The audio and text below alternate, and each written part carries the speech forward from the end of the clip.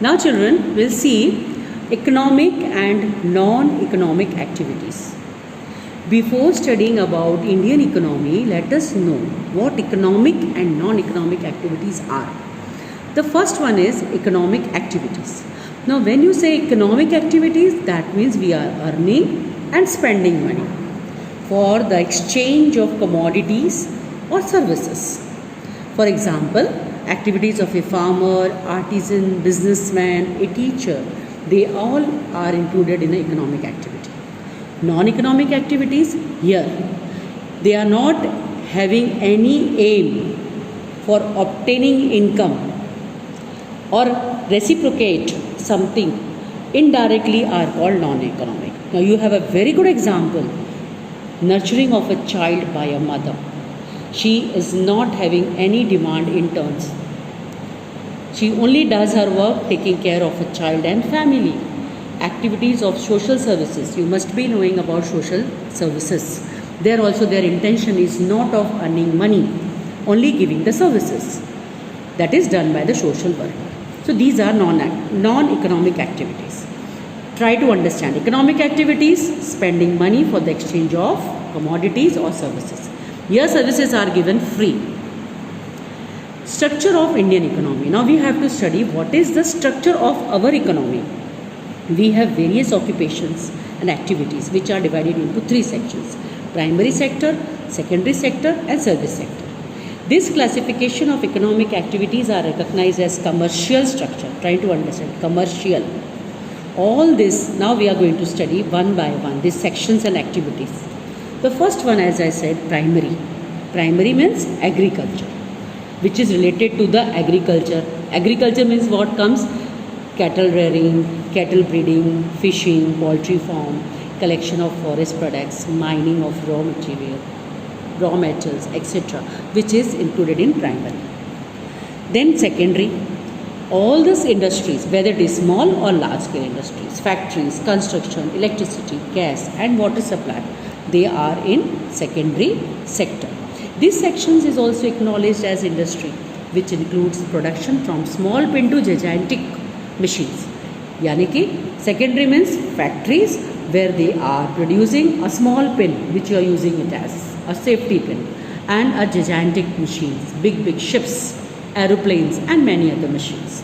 Service sector, different types of services this section is providing us, like trade, communication, airways, waterways, education, health, banking, insurance, tourism and entertainment. This come in service sector. So these three sectors are the structure of our Indian economy. Normally the primary sector dominates in developing country. Now wherever there is a primary sector, we have all these three sectors here. They are dominating. That means, as in the beginning I told you, agriculture sector is more in our country. More than 50%, 60% of the farmers are engaged in doing occupation of agriculture. Primary sector contributes, that means this. Now the most in employment generations and national income. However, as there is a rise in economic development, significance of primary sector decreases in the comparison to secondary. Secondary was what? Industries. Which industries? Small scale and large scale. Primary means agriculture. So here we will see this is comparison. If primary sector decreases in comparison to secondary, and service sector is having the importance of industrial sector and service sector increases. Now we'll see the factors of production. Production is done with the help of natural resources and labor. Now what are the tools used for production? You all know, children.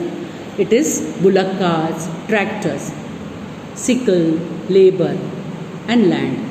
If you don't have land, how you are going to do agriculture? And along with this, all these tools are required. And they are associated with the food grains.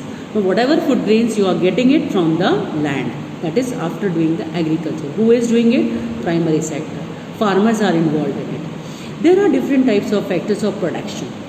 They are divided into four parts: land, capital, labor and entrepreneurship. Land, normally the upper. What is land? Normal sense, the upper layer of the surface of earth. But in terms of economics, land means different types of natural resources like forest, river, mountains, mineral present in the interior of the earth. Try to understand. Simple word, land is the upper layer of surface of the earth. But in other form, if you see the natural resources, which is forest, rivers, mountains, minerals present in the interior of the earth, metals also, where mines are there, and you are getting the metals inside interior of the earth. Then comes capital. Man-made instruments helpful in production process, such as instruments, tools, houses, capital, property, assets, investments. Labor, they are doing mentally or physical. And in turn, if they are giving their mentally and physical work, if they are doing it, what is the aim? To obtain monetary gain. So labor is a living factor of production. Without labors, you cannot. And this time you might have got so many examples of laborers, how they have migrated from one place to another because they are not able to produce anything and they are not able to earn anything. So they left the place and they went to their own villages in search of work. Work of farm labor, workers, teachers, doctors, artisans is called labor.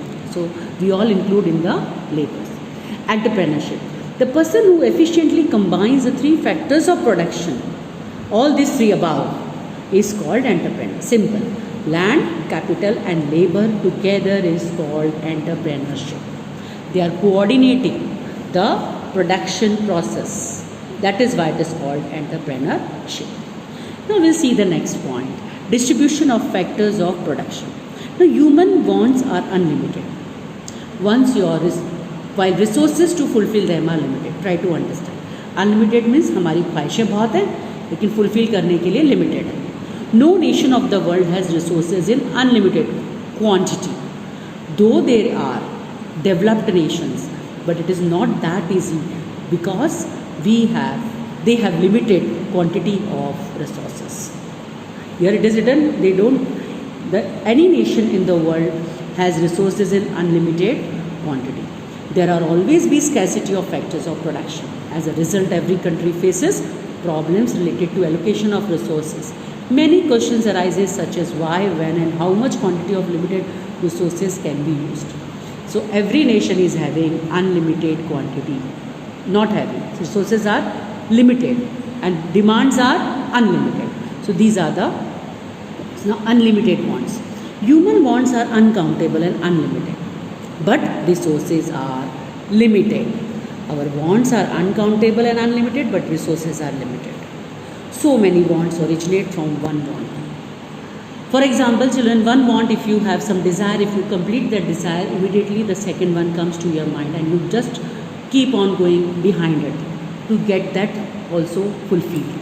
Many requirements are to be fulfilled again and again, while many wants arise because development of science and technology. A very good example of mobile phones. It works same, all the mobiles, but we just go for higher price, more features and many other things.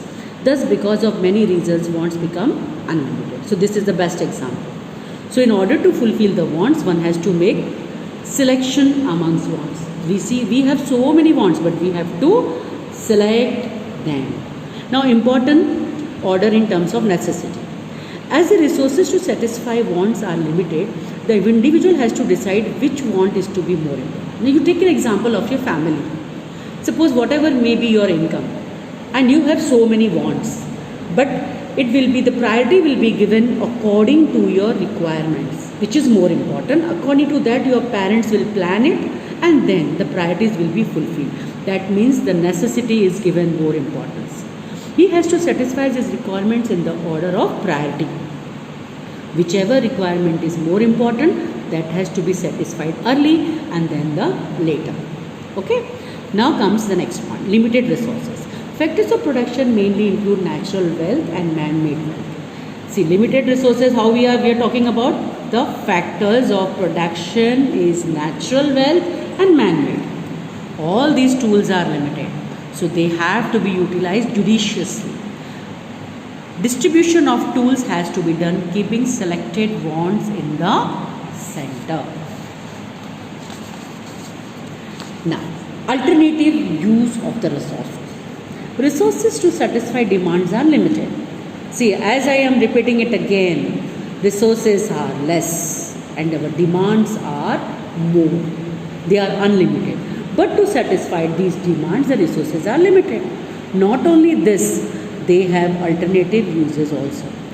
When any tool of production may be utilized in more than one way, it means that the tool has multiple uses. We have already seen the tools, if you remember. So it has to be said the usage is alternative. For example, if wheat is sown in a land is a tool. We are growing bajra, maize, groundnut or any other wheat. And this can be again used for the wheat. Already wheat is being grown and then again bajra, maize and other things are grown on that. That is called as alternative use of resource. Thus in above mentioned condition, distribution of factors of production is done in such a way that they satisfy the maximum possible demands.